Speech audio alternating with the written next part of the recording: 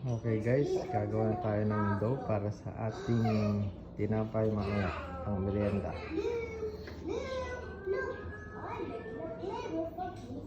Ang kailangan natin ingredients ay una, margarine, 55 grams. Tapos, harina. Ang gamit ko dito ay yung all-purpose flour.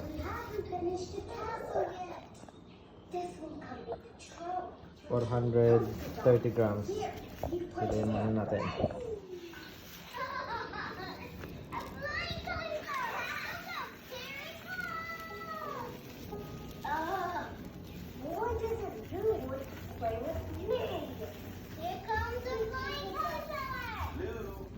I'd like to get going soon.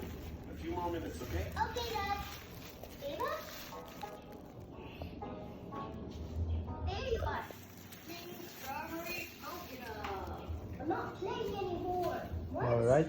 Why not? Yan. You're going 430 na yan. You've been playing with me. Kasunod na ingredients, Our cousin. salt, yeast, saka sugar. I'm not. And it's all your fault. Huh? This Saan lang is natin? the worst fun playing ever. What? I thought we had fun. I didn't. I was upset because I wanted you to play with me, not them. I didn't know. You never said. Did stop. Okay.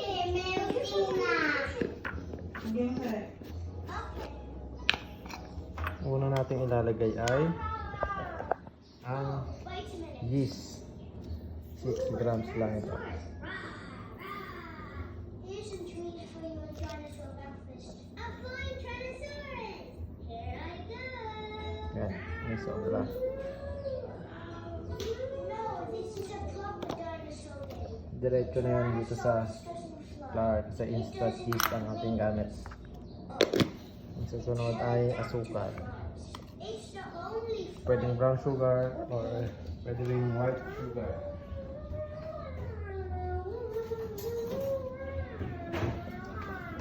Lagay lang natin 45 grams sugar. tasty. No, no, no, no. No, no, no. I love treats. No, no, no, no. Tyrannosauruses eat other dinosaurs, not trees.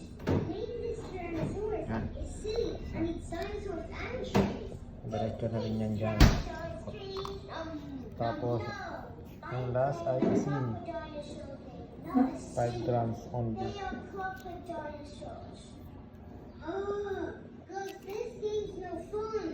It is for me. I'm going to play a game that's fun for me. Okay, so, pwede na yan. okay. Hmm. I'm the magic turnip truck.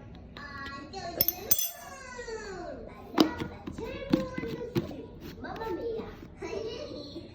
Table soup. Disgusting. Pwede na rin natin ilagay ang margarine sa loob Do you have anything that ng mixing bowl. we just made some soup, but it's very At mag-add tayo ng gatas. It's not. Susunod natin ilalagay ay ang gatas. 250 ml or 1 cup. Feelings are feelings. What you making, Daddy? Making bread. Ang huling ingredients ay egg. Ayan.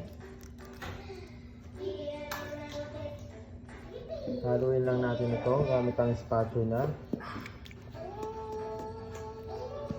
Then later ilalagay natin sa mixer pagka naghalo-halo na siya lahat.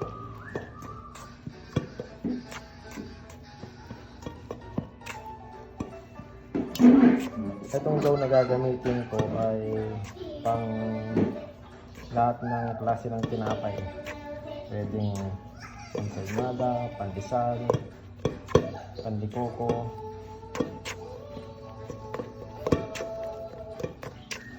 Spanish bread, pwede rin lahat.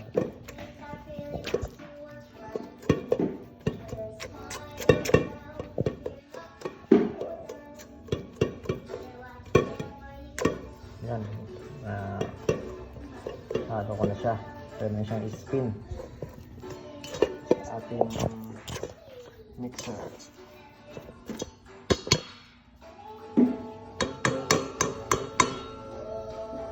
Sayang to.